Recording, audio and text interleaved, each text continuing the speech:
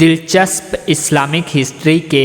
دیکھنے اور سننے والے ناظرین السلام علیکم۔ آج کی اس ویڈیو میں ہم جانیں گے کہ کیا اسکندر ذوالقرنین نبی تھے؟ بعضوں نے کہا ہے کہ وہ عدل بادشاہ تھے، پھر اس کے بعد وہ نبی ہوئے، اور بعضوں نے کہا ہے کہ اول وہ نبی تھے پیچھے بادشاہ ہوئے، اور بعضوں نے اس پر دلیل قائم کی ہے کہ اسکندر ذوالقرنین اگر نبی نہ ہوتے تو خدا قلنا یا ذوالقرنین کر کے خطاب کیوں فرماتا؟ لیکن جواب اس کا یہ ہے کہ وہی الہامی تھی، جیسا کہ حضرت موسیٰ علیہ السلام کی ماں کو حق تعالی نے فرمایا وَأَوْحَيْنَا إِلَّا أُمِّ مُوسَىٰ أَنْ أَرْضِعِيهِ، الہام فرمایا تھا بواسطہ حضرت جبرائیل علیہ السلام کے ان کو بادشاہی تھی، مشرق سے مغرب تک اور تمام راہ ملک کی سمجھائی تھی، مشرق اور مغرب اور مختلف جزائر اور دیگر شہروں میں جا کر خلق خدا کو